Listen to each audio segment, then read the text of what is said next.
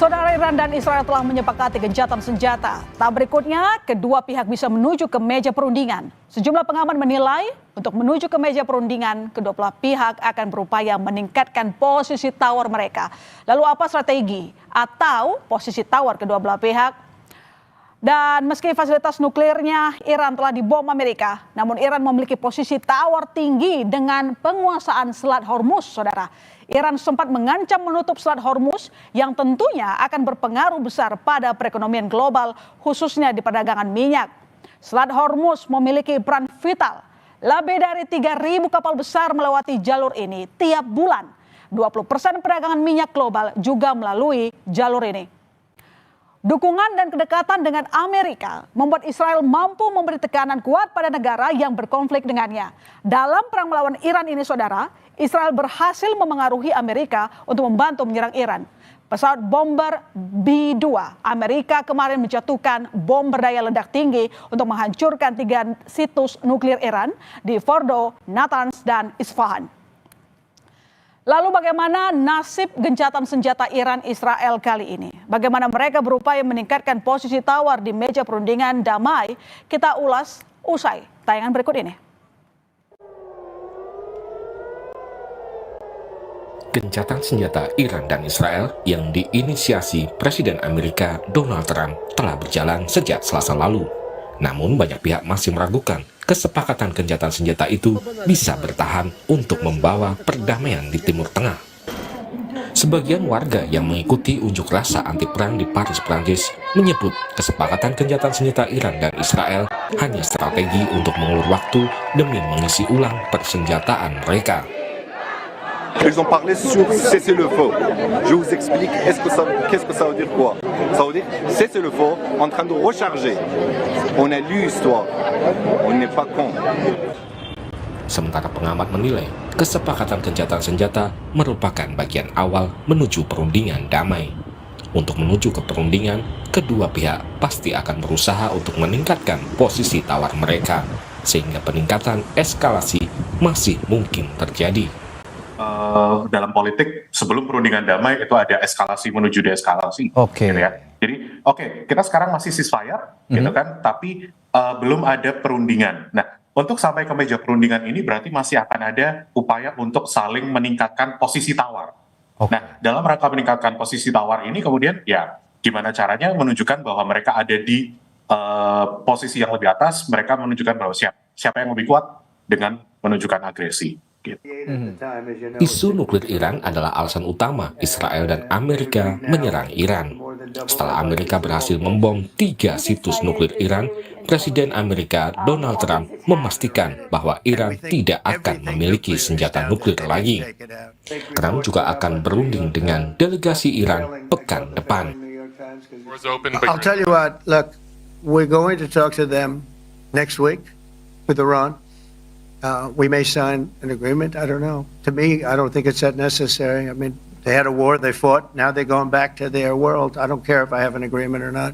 The only thing we'd be asking for is what we were asking for before about we want no nuclear, but we destroyed the nuclear.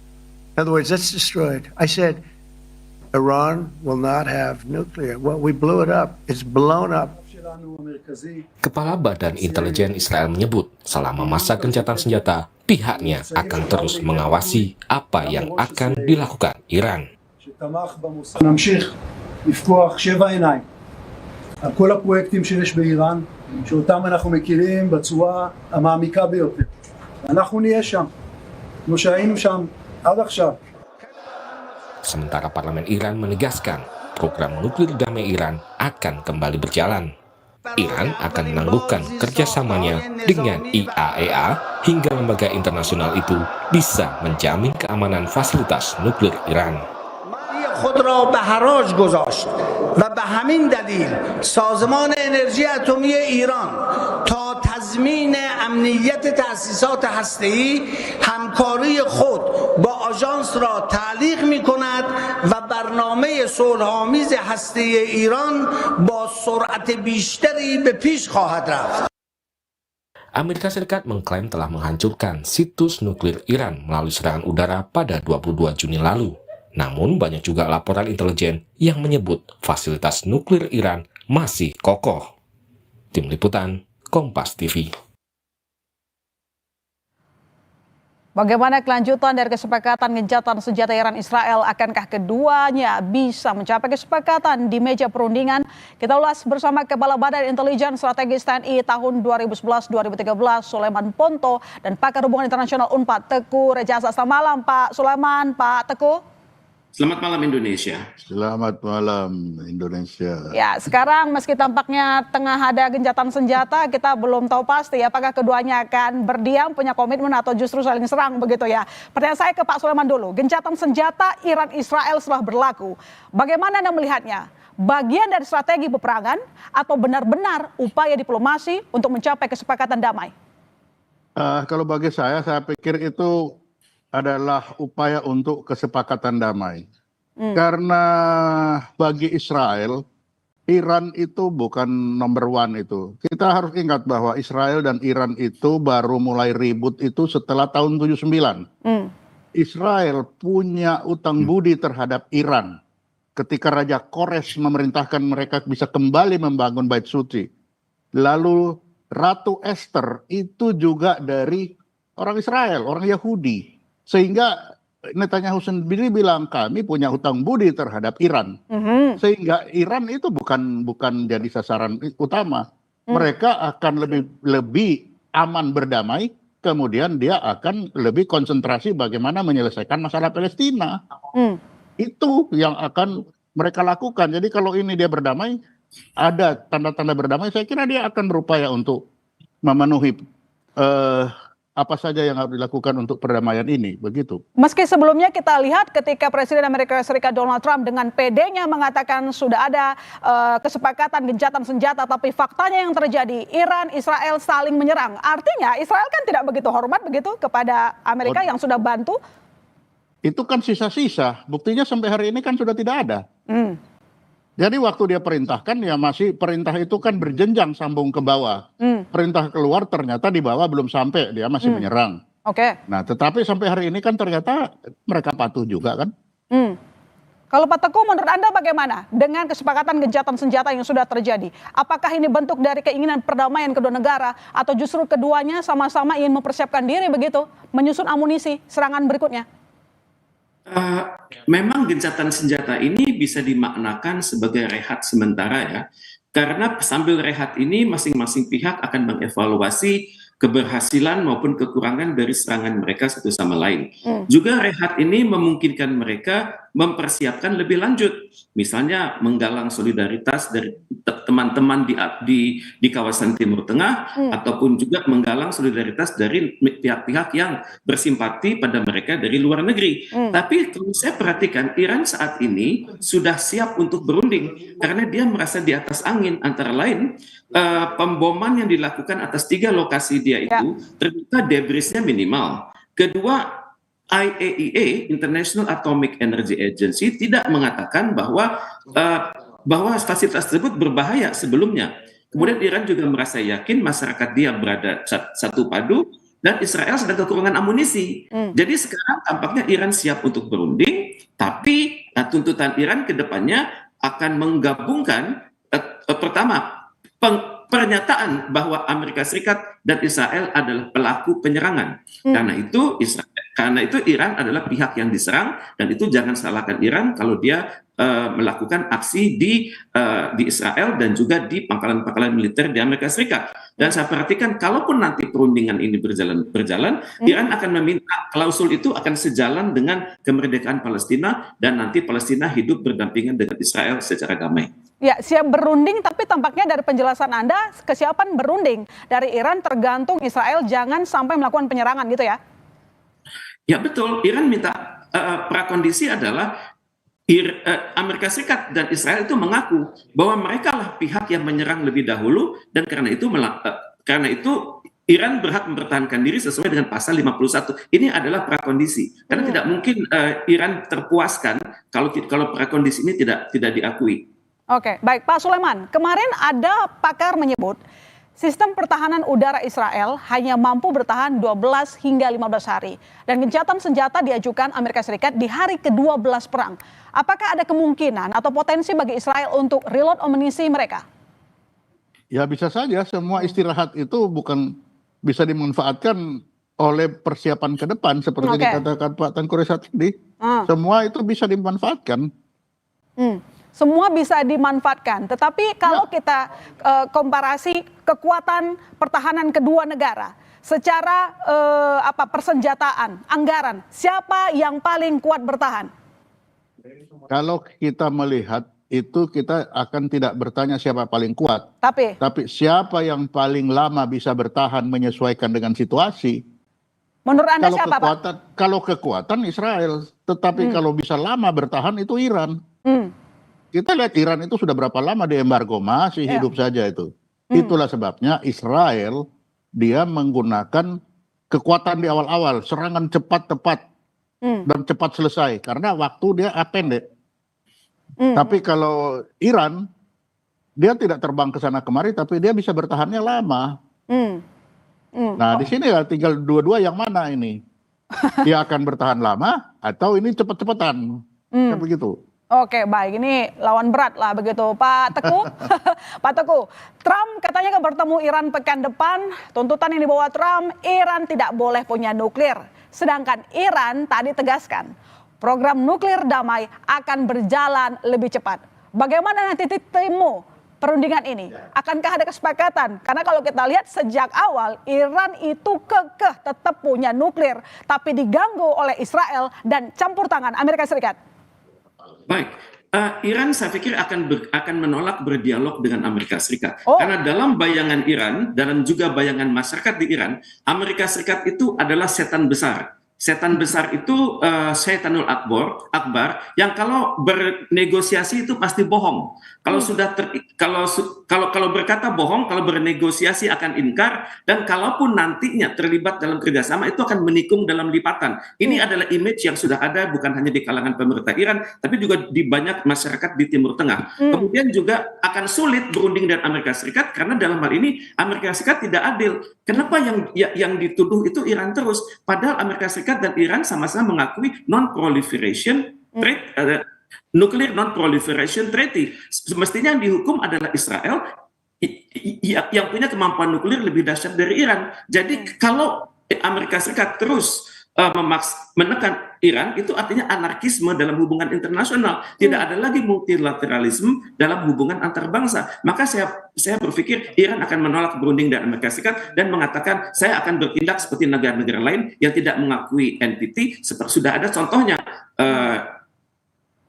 Korea Utara, India, dan juga Israel itu sendiri. Jadi jangan coba-coba ganggu saya. Kalau ini sudah terjadi, maka klub nuklir akan semakin luas. Oke, kalau Iran menolak untuk berunding dengan Amerika Serikat, artinya perdamaian antar kedua negara justru semakin jauh akan terjadi.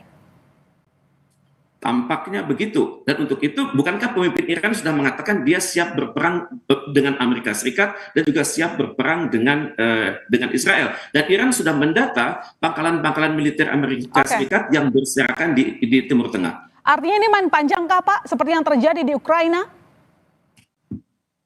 Kalau saya perhatikan statement dari pemimpin Iran, tampaknya begitu. Karena mereka juga khawatir akan kemenangan Israel, bahwa Israel akan bergerak menuju Israel Raya yang wilayahnya melampaui Efrat, melampaui Tigris. Dan itu sangat luas, dan Iran tidak mau itu terjadi. Jadi sebelum itu terjadi, mumpung Iran sedang di atas angin, maka dengan koleksi peluru kendali yang dari hari ke hari makin tinggi kualitasnya, Iran siap berperang terus dengan Israel. Tentunya pada saat yang sama, Iran juga mengharapkan solidaritas dari negara-negara di Timur Tengah, karena mereka saat ini goyang. Tapi sebagian mereka mulai mengagumi kemampuan Iran untuk melakukan tekanan pada Israel. Artinya nanti teman sekutu dari Iran pun akan ikut campur tangan, atau bagaimana menurut Anda? Saat ini terdapat negara yang diam-diam mengagumi Iran. Mereka melihat bahwa sekarang Israel dan akan memberi dukungan begitu ya, yang tadinya wait and see malah akan mendukung begitu.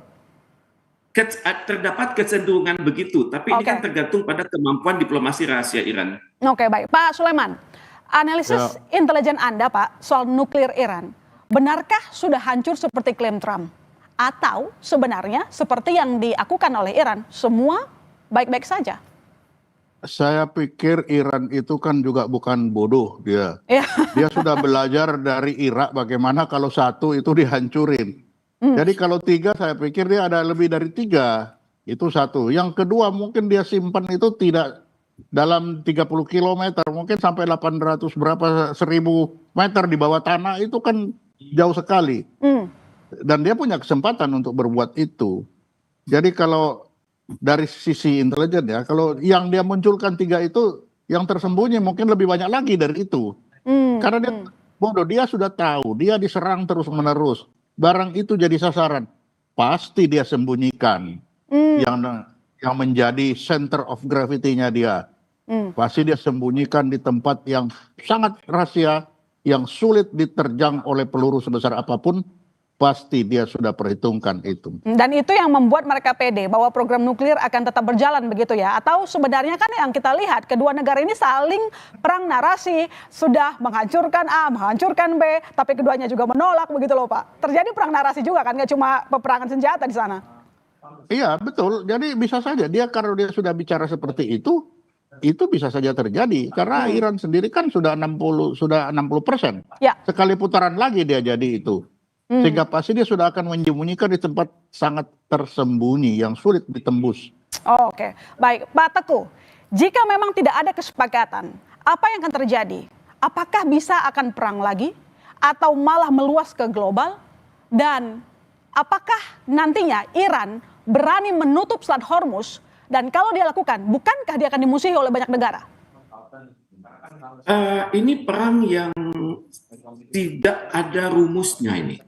Karena kita tidak mengetahui bagaimana cara berpikir pemimpin Iran. Kita tidak tahu. Tapi kemungkinan besar yang akan Iran lakukan adalah mungkin menutup Hormuz untuk sementara waktu, kemudian juga melakukan perundingan di belakang layar dengan negara-negara yang punya ketergantungan atas Selat Hormuz tersebut. Yang belum Iran lakukan adalah diplomasi publik. Jadi berhubungan dengan negara-negara di dunia untuk misalnya menentang sekiranya akan ada ekspor senjata lagi dari Amerika Serikat ke Israel. Dan tentunya tudingannya akan ditujukan kepada AIPAC, American Israel Public Affairs Committee. Jadi kalau sudah begini, kita hendaknya jangan hanya fokus pada Hormuz, tapi juga fokus pada kemampuan negara-negara dunia, misalnya menghasilkan sebuah resolusi yang sejuk di Dewan Keamanan PBB, tapi bisa menekan mereka untuk benar-benar. Sebentar, Pak, ngomong-ngomong soal PBB, Anda merasa apakah PBB bisa netral dalam kasus ini?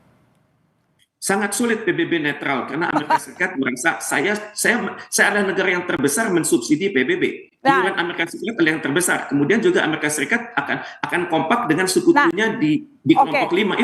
Kalau kita tidak percaya kepada PBB, artinya kan tadi Anda mengatakan ada 2 opsi. Salah satunya terkait dengan penutupan Selat Hormuz. Nah, maksud saya Pak, tolong dijawab. Menurut Anda, beranikah Iran menutup Selat Hormuz? Kalau dia menutup, maka musuhnya banyak dari negara-negara lain loh Pak. Menutup untuk sementara waktu itu mungkin beberapa hari saja. Mungkin beberapa hari saja begitu. Tapi kalau misalnya soal perdamaian pihak ketiga seperti PBB itu mustahil terjadi, maksud Anda? Ya, diperlukan kerja keras dari Majelis Umum untuk meyakinkan seluruh dunia bahwa mereka harus bekerja keras untuk itu. Dan untuk itu kita memerlukan koordinasi antara Majelis Umum dengan Dewan Keamanan PBB. Di Dewan Keamanan PBB yang sangat memahami kasus ini adalah Rusia dan China. Dan di Majelis Umum yang bisa mengkondisikan negara-negara untuk kompak itu adalah Indonesia. Saya sangat berharap koalisi segitiga ini, Indonesia, China, dan Rusia. Karena di belakang mereka terdapat negara-negara yang tidak tahu harus berbuat apa, tidak ada inisiatif dan memerlukan kepemimpinan kolektif di PBB. Baik, terima kasih Pak Teguh, terima kasih Pak Soleman telah bergabung di Sapa Indonesia Malam. Kita berharap jangan sampai perang ini terlalu panjang karena yang rugi nggak cuma mereka, kita juga demikian. Selamat malam. Ya, betul. Selamat malam. Saudara Jaksa Agung Muda Intelijen Reda Mantovani melaksanakan penandatanganan nota kesepakatan dengan penyedia jasa layanan telekomunikasi pada Selasa 24 Juni 2025. Kesepakatan ini berfokus pada pertukaran dan pemanfaatan data dan informasi dalam rangka penegakan hukum, termasuk pemasangan dan pengoperasian perangkat penyadapan informasi.